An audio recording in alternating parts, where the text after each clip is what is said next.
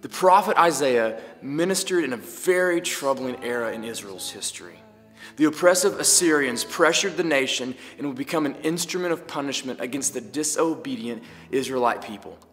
Needless to say, the Israelite people were in desperate need of rescue. They needed someone to come and save them, to pull them out of this pit of unfaithfulness and disobedience towards Yahweh.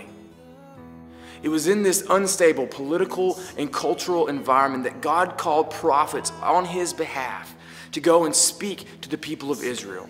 Some focused on things like repentance, calling people back to their true love, to Yahweh, to come out of their disobedience. Others focused on judgment, the judgment of the evil people surrounding Israel. There were some that even focused on Israel themselves. There were some prophets that even focused on this new creation, a new world in which God would reign and everything would be made new. And then there were those prophets that spoke about what we typically refer to as the Messiah. At its most basic level, Messiah simply means the anointed one. But for Israel, the implications were so much deeper. Most often, the Messiah was associated with the line of King David. The hope was that a new kind of King David would come up and rule the nation of Israel, bringing them back to their former glory. Thus, we read promises like the one that we just heard from Isaiah chapter 11. Here, the prophet Isaiah promises a descendant from the line of Jesse. On this Messiah, the Spirit of God will rest. He will be full of wisdom and understanding and counsel and power and knowledge. And unlike the other rulers of Isaiah's day, this ruler would be a righteous one.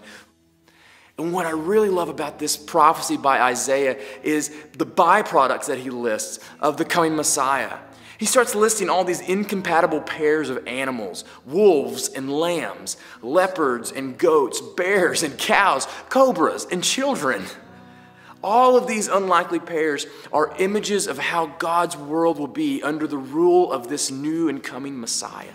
In other words, his rule will bring justice and harmony and peace, unlike any the world could ever comprehend. Now, as readers on this side of the Christmas story, we can see how such prophecies apply to Jesus. He is the Messiah. He has come into the world and began the establishment of his new kingdom already.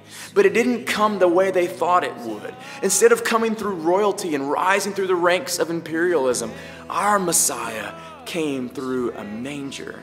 And in his life, he showed us how to rule with love and compassion and mercy. And a lot of peace. We could surely use some of that peace today, couldn't we? With all that is wrong in the way that our world is, we could bear to have a bit more peace and harmony, especially in Christmas season. And one of the reasons that I love this season of Advent is that it prepares us not only for the celebration of Jesus' birth, but it also encourages us to look forward into a new age, the new heavens and the new earth that Isaiah also promised about. In that promise, he says the lion will lay down with the lamb, and they will be together, and there will be peace, and there will be harmony. It reminds me of that old Christmas hymn, "Peace on earth, goodwill towards men." God made the promise of this Messiah who would bring a new reign into the world, a reign that would be of peace and justice and compassion.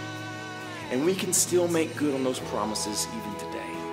During this season, let's strive for peace. Let's strive for harmony. Let's live in the new reign of Jesus, our Messiah. And let's join together in the prayer that Jesus gave his disciples, that God's kingdom would come on earth as it is in heaven.